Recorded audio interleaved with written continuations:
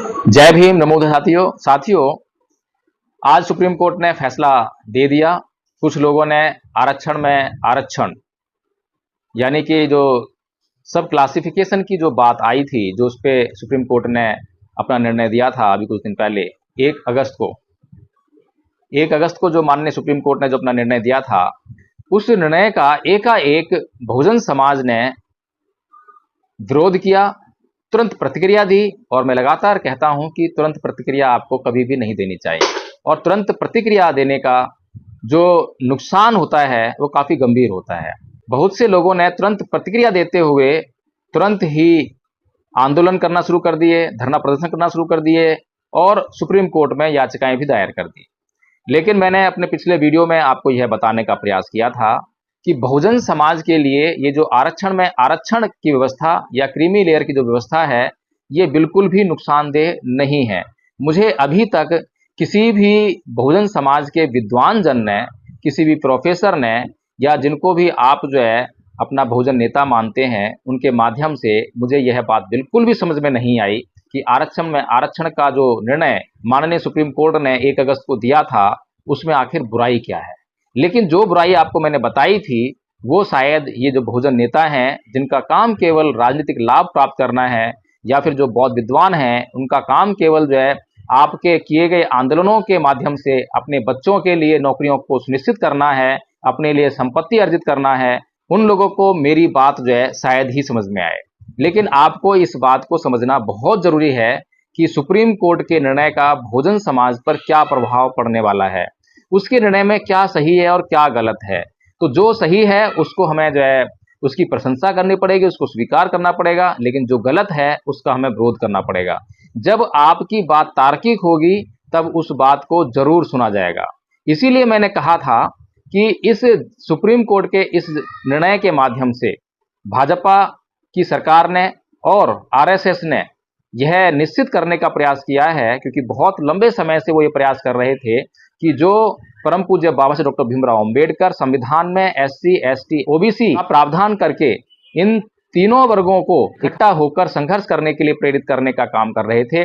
फिर उसके बाद मान्यवर साहेब कांशीराम जी ने जमीनी स्तर पर राजनीतिक आंदोलन के तहत जो है इन तीनों वर्गों को इकट्ठा करने का काम किया, और ये तीनों वर्ग जो है इतिहास की जानकारी को लेते हुए इकट्ठा होने का काम कर रहे थे, इकट्ठा होने का प्रयास कर रहे थे। तो सबसे बड़ा जो चैलेंज था, सबसे बड़ी जो चुनौती थी आरएसएस के सामने, बीजेपी के सामने, इन मनुवादी ताकतों के सामने, वो ये थी कि ये जो संगठित हो रहा समाज है, इसको कैसे बखेरा जाए। तो इसको बखेरने का इनके पास एक ये योजना थी। बहुत लंबे समय से वाल्मीकि समाज को हम देखते हैं कि वो आरएसएस अपनी गिरफ्त में लिए हुए है, और नाना प्रकार से नाना प्रकार के प्रलोभन देकर वे जो है वाल्मीकि समाज को गुमराह करते हैं, बहकाते हैं। ये हम लगातार देख रहे थे, और लगातार मैं ये भी ऑब्जर्व कर रहा था कि जो हमारे बहुजन नेता हैं, उनका ध्यान इस तरफ बिल्कुल भी नहीं है।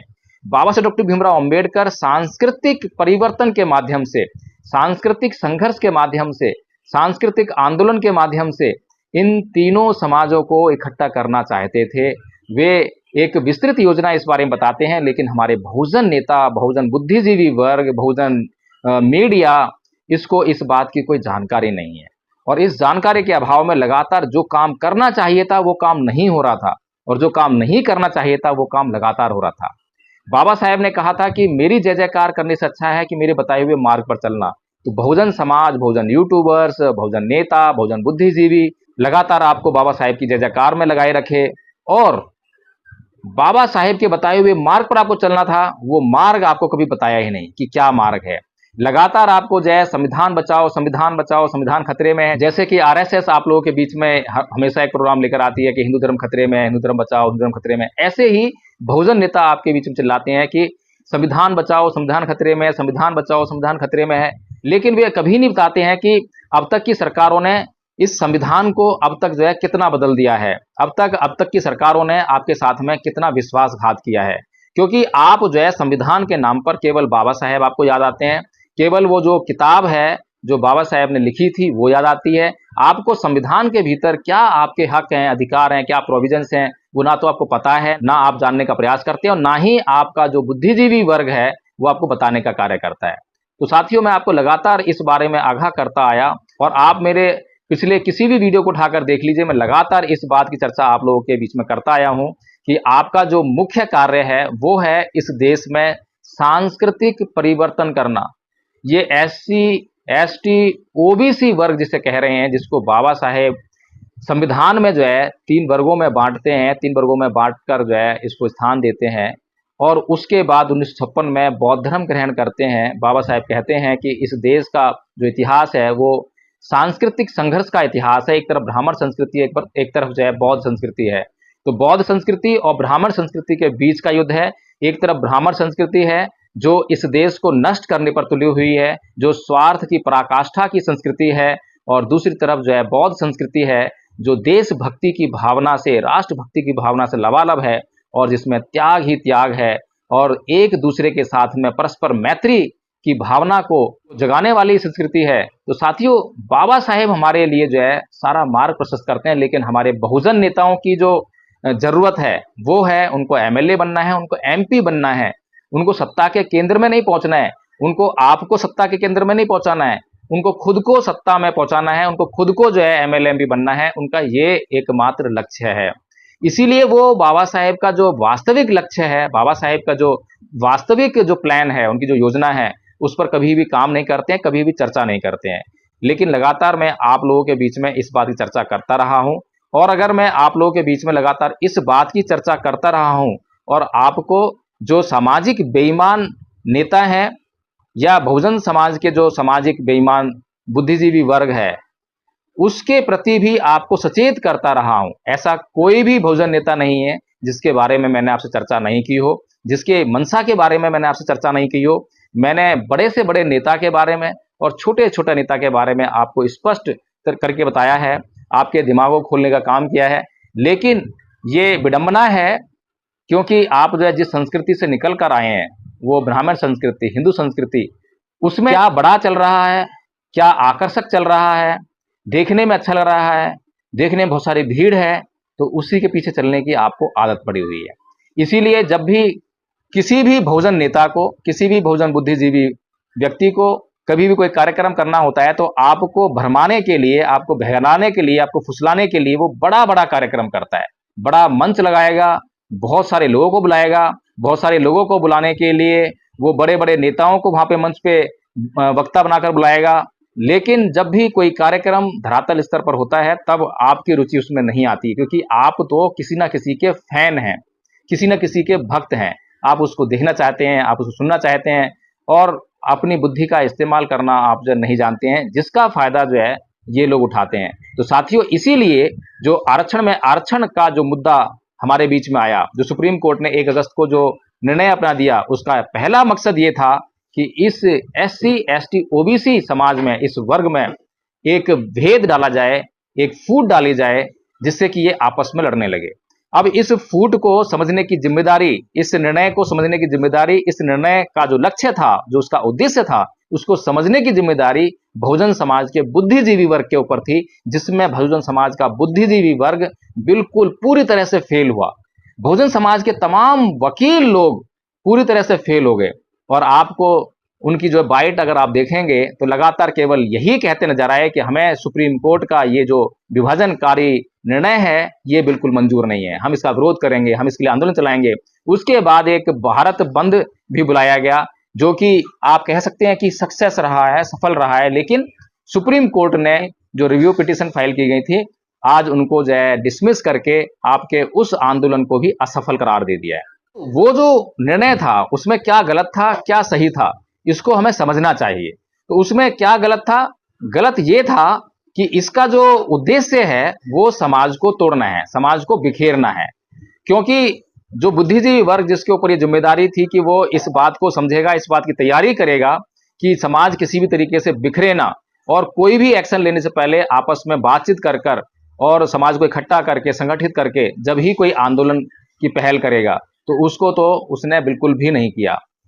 हम देखते हैं कि बहुजन समाज के नेताओं ने कभी भी समाज को संगठित करने के लिए कोई प्रयास नहीं किए। केवल मंच पर भाषण देकर ये आह्वान करना कि SC ST OBC के लोगों इकट्ठे हो जाओ, क्या इस तरह से कोई इकट्ठा हो सकता है? चमार और भंगी समाज इकट्ठा हो जाओ, क्या ऐसे इकट्ठा हो जाएंगे? क्या ऐसे इकट्ठा हो सकते हैं क्या? नहीं, उसके लिए हमें जो है एक स्पष्ट योजना बनानी पड़ती है, प्लानिंग देनी पड़ती है, कैडर प्रोग्राम चलाने पड़ते हैं, लोगों के बीच जाना पड़ता है, उन्हें बताना पड़ता है कि हमारा लक्ष्य क्या है और हमारे सामने जो दुश्मन है, जो हमें दुश्मन समझे हुए है, जो हमारा अहित कर रहा है, उसका क्या लक्ष्य है, वो हमसे क्या चाहता है। तब जाकर जो है आपको कुछ सफलता उसमें मिलती है। लेकिन बड़े बड़े मंच लगाकर, बड़े बड़े भाषण देकर, केवल आह्वान करने मात्र से ये सफलता मिलने वाली नहीं थी। तो ये स्पष्ट था, आरएसएस अच्छी तरह जानती थी कि इस समाज का कोई नेतृत्व करने वाला नहीं है। ये समाज जो है विभिन्न वर्गों में, विभिन्न जातियों में, विभिन्न समुदायों में बटा हुआ समाज है। इस समाज की कोई एक स्पष्ट योजना नहीं है, कोई एक स्पष्ट लक्ष्य नहीं है। तो उसी का फायदा जो है आरएसएस ने उठाया और आरएसएस ने सुप्रीम कोर्ट के माध्यम से सबसे पहले ये वाला फैसला करवाया। हालांकि इस फैसले में जो आरक्षण की जो बात है, मैं उसके बिल्कुल विरोध में नहीं हूं, क्रीमी लेयर के विरोध में नहीं हूं, क्योंकि इससे जो है हमें किसी तरह का नुकसान नहीं है। मैं बार बार कह रहा हूं, इससे हमें किसी तरह नुकसान नहीं है। कहां नुकसान है उसको हमें समझना चाहिए। नुकसान है एनएफएस पर, नॉट फाउंड सूटेबल जो नीति है सरकार की, वो इस आरक्षण के लिए घातक है। यानी कि अगर किसी भी आपने कोई भी कैटेगरी बनाई और सब कैटेगरी बनाई और उस सब कैटेगरी में अगर उन रिक्तियों को भरने के लिए जो आपने नौकरियां निकाली हैं उनको भरने के लिए आप कहते हैं कि कोई सूटेबल कैंडिडेट नहीं पाया, अगर सूटेबल कैंडिडेट नहीं पाया तो इसको आधार बनाकर आप उस सीट को जनरल क्लास में नहीं लेकर जा सकते। इस बात की आपको मांग करनी चाहिए थी। केवल आप अगर एनएफएस के लिए सुप्रीम कोर्ट जाते तो मैं समझता हूं कि आप जो है सुप्रीम कोर्ट में जीत हासिल कर सकते थे। और अगर आप एनएफएस के मुद्दे पर सुप्रीम कोर्ट में जीत हासिल नहीं करते और आप बाकी के फैसले का अगर समर्थन करते तो यहां से दो बातें होती। एक तो ये कि आप एक बड़ा आंदोलन कर सकते थे और दूसरा ये, अगर आप सुप्रीम कोर्ट के आरक्षण के फैसले को स्वीकार कर लेते तो आपका समाज टूटता नहीं, आपके समाज में जहां पर जितना संगठन था वो बिखरता नहीं, वो इकट्ठा होता और मजबूत होता और वो मजबूत होकर जो है एनएफएस की डिमांड करता। एससी, एसटी, ओबीसी ये तीनों वर्ग मिलकर जो है उस एनएफएस की स्कीम, एनएफएस की जो नीति है उसके खिलाफ एक बहुत बड़ा आंदोलन करते, आपका संगठन जो है बहुत मजबूत होता। लेकिन विडंबना है कि सत्य को कोई जानता नहीं है और सत्य को पहचानता नहीं है। और सबसे बड़ी विडंबना, सबसे बड़ा दुर्भाग्य इस बात का है कि जब कोई आपको सत्य बताने आता है तो आप उसको सुनते नहीं हैं, आप उसको सुनना भी नहीं चाहते हैं। और जब आप सत्य को नहीं सुनते हैं, नहीं सुनना चाहते हैं, तो असत्य को मानना पड़ता है, आपको असत्य के पीछे जाना पड़ता है और असत्य को मानने के हमेशा गंभीर परिणाम ही होते हैं। आप जो है जो फैन फॉलोइंग करते हैं, कभी प्रोफेसर लक्ष्मण यादव के फैन बनते हैं, कभी रतनलाल के फैन बनते हैं, कभी रिफितू के फैन बनते हैं, कभी महमूद प्राचा के फैन बनते हैं, कभी राजेंद्र पाल गौतम के फैन बनते हैं। इन सभी लोगों ने आपको क्या दिया है? मैं लगातार पहले से ही इनके द्वारा धोखा दिया जाने से पहले ही आपको मैंने आगाह किया है कि भाई ये जो है इस बात को कह रहे हैं, इनका लाइफस्टाइल इस बात का है, इस तरह का है, ये बहुजन समाज का जो लक्ष्य है उसके खिलाफ है, ये बहुजन समाज के आंदोलन के खिलाफ है, ये बहुजन समाज का जो मिशन मूवमेंट है उसके खिलाफ है। आगाह कर सकते हैं, आपको बता सकते हैं, लेकिन फिर भी आपको जो है खुद ही समझना पड़ेगा, खुद ही मेहनत करनी पड़ेगी, खुद ही जांच करनी पड़ेगी। और लगातार मैं एक बात कहता रहा हूं कि एडवोकेट जय भीम प्रकाश कुछ भी बात कह रहा है मत मानिए, जांच तो कीजिए।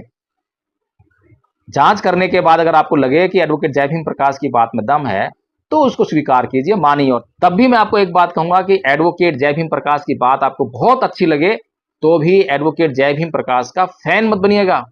फैन बनना बड़ा खतरनाक है।